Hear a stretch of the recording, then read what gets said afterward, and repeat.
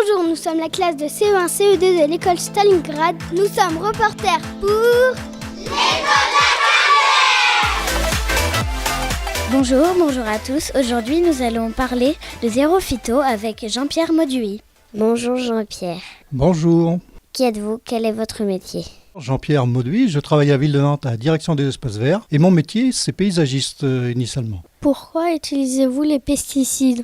Alors, il faut savoir que les pesticides sont aussi appelés produits phytopharmaceutiques, sont aussi appelés produits de lutte en général contre des agresseurs, contre des ravageurs, la plupart du temps de plantes dans notre métier. Pour quelles raisons faut-il limiter les pesticides ? Ces produits ont des risques qui sont assez dangereux, à la fois pour l'homme, pour la santé, et puis aussi pour un certain nombre d'autres végétaux qui sont en parallèle. C'est quoi le zéro phyto ? Alors en fait, le zéro phyto, c'est ne pas employer de produits chimiques qui vont avoir des conséquences négatives par rapport à la santé humaine, par rapport à d'autres plantes, à d'autres milieux vivants. On dit qu'il y a des mauvaises herbes, mais c'est quoi une bonne plante ? En fait, il y a pas de mauvaises herbes. Il y a des herbes qui peuvent être indésirables là où ils se trouvent à un moment donné. Je vais prendre un exemple. Si vous avez une culture potagère de petits pois, puis que dedans vous avez un certain nombre de végétaux qui viennent concurrencer votre culture de petits pois, à partir de ce moment-là, vous avez imaginé qu'elle est indésirable, qu'elle est mauvaise. Or, ça n'existe pas la mauvaise herbe. Est-ce que vous pensez que les scientifiques peuvent inventer un pesticide qui ne touche pas les insectes et les bonnes plantes ? Alors, il faut savoir que les pesticides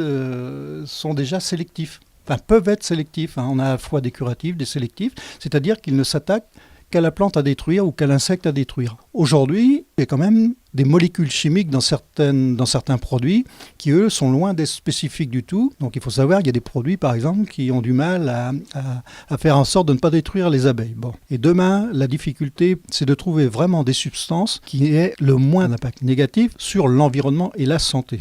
Est-ce que vous pensez que quand on sera grand, on n'utilisera plus de pesticides ? Alors, je le pense et je vous le souhaite de ne plus l'utiliser dans quelques années. Parce qu'aujourd'hui, on a basculé les uns et les autres vers des orientations, vers des directives, en fait, de tendre vers zéro produit. Mais demain, justement, l'idée, c'est qu'on pollue moins et qu'on soit moins atteint, nous citoyens qui utilisons les espaces verts, entre autres, les promenades et autres, qu'on ne réceptionne pas dans l'organisme ces produits, parce que vous savez, les produits, ils sont véhiculés, ils sont soit inhalés, soit véhiculés par le toucher, au contact. Donc demain, oui, effectivement, demain, on peut penser à une vie meilleure, tout simplement. Merci Jean-Pierre pour vos réponses. Écoutez, c'est moi qui vous remercie d'abord de m'avoir écouté. Continuez, persévérez, et puis demain, vous serez les jardiniers nantais, certainement, je n'en doute pas.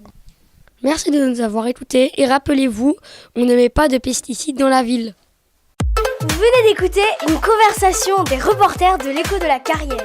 Retrouvez-nous du 12 avril au 30 juin à la Carrière Misérie pour l'événement Complètement